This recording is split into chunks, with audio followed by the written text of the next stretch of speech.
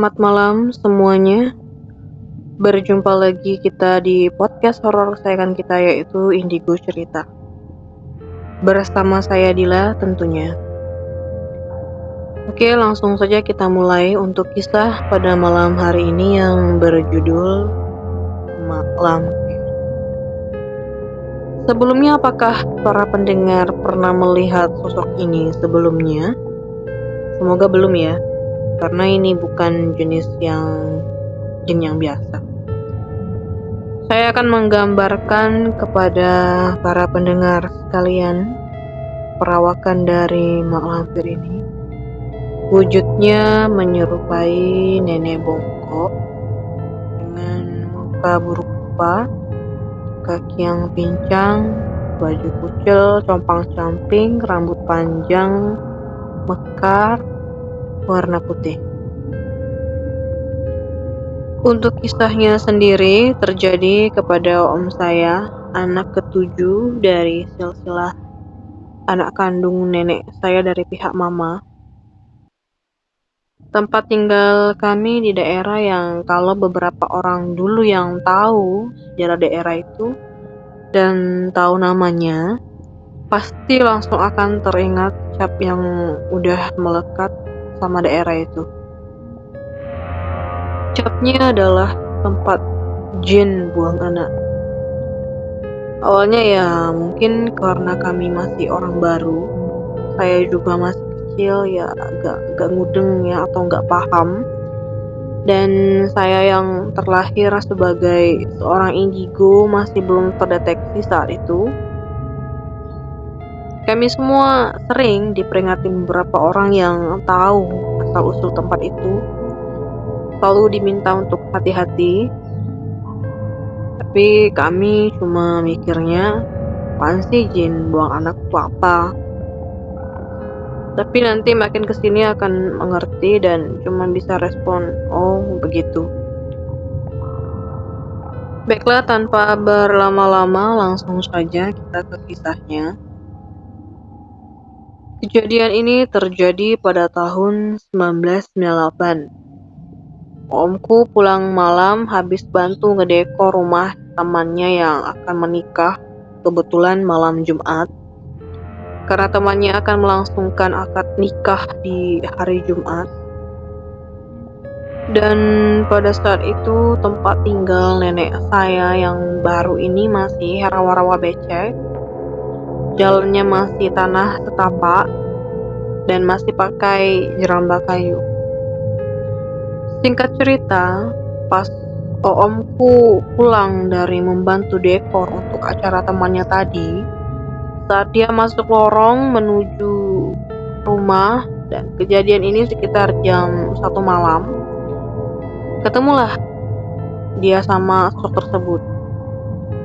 Untuk informasi tambahannya, mungkin kalau orang daerah lain menyebut lorong ini adalah gang ya. Kalau di daerah sini nyebutnya lorong. Zaman dulu itu jalan masuk lorong belum ada penerangan, hanya bermodalkan senter. Listrik masih belum ada, jadi kalau rumah biasa cuma pakai lampu minyak. Kalau ada acara baru pakai genset. Dalam keadaan gelap, becek, dan di sekitar lorong dikelilingi rawa, rumput liar tinggi, pohon-pohon tua besar, ada pohon bambu, pohon pule yang tingginya setinggi pohon kelapa yang ditumpuk dua, ada pohon buah kemang, gelam, dan ada juga pohon kembang atau bunga kantil. Saat itu omku berjumpa dengan si makhluk yang perawakannya seperti yang saya katakan di awal, persis di tengah lorong. Seolah sedari tadi dia menunggu om saya untuk lewat. Sekujur tubuh om saya merinding hebat melihat penampakan yang menghadang jalannya untuk pulang.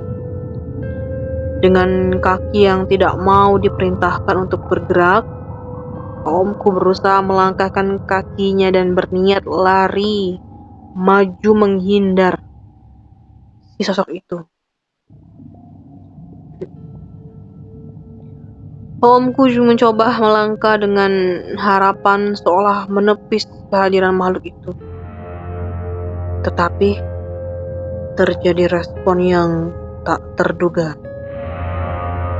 Saat omku jalan maju, dia juga maju. Ketika dia mundur, sosok tersebut juga mundur. Omku lalu menghentikan langkahnya dan berusaha mengatur nafas dan detak jantung yang seolah berhenti. Namun, ketika semuanya berubah, saat omku melihat dia menyeringai dan mencoba menerkam. Walaulah kakinya lemas, omku lari mundur ke belakang dengan terseok-seok dan berteriak sambil menuju kembali ke tempat temannya tadi. Sesampainya di sana dia menceritakan semuanya kepada orang-orang yang masih bergadang di tempat temannya. Dan beberapa orang asli sana yang telah bermukim lama di daerah tersebut bilang kalau sosok itu memang penunggu daerah. Itulah mengapa dari menjelang maghrib sampai subuh tidak ada orang yang berani lewat lorong depan rumah kami. Banyak cerita yang telah beredar bahwa di daerah lorong rumah kami itu terkenal angker. Kalau malam-malam orang lewat situ pasti akan terjadi hal aneh.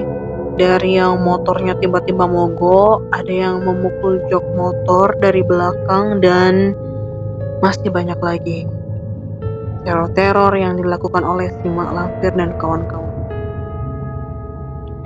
Nah, untuk cerita kali ini sampai di sini dulu ya semuanya. Dukung terus channel ini dengan follow, share, dan terus mendengarkan setiap episodenya. Terima kasih. Saya Dila pamit undur diri. Selamat malam dan sampai jumpa.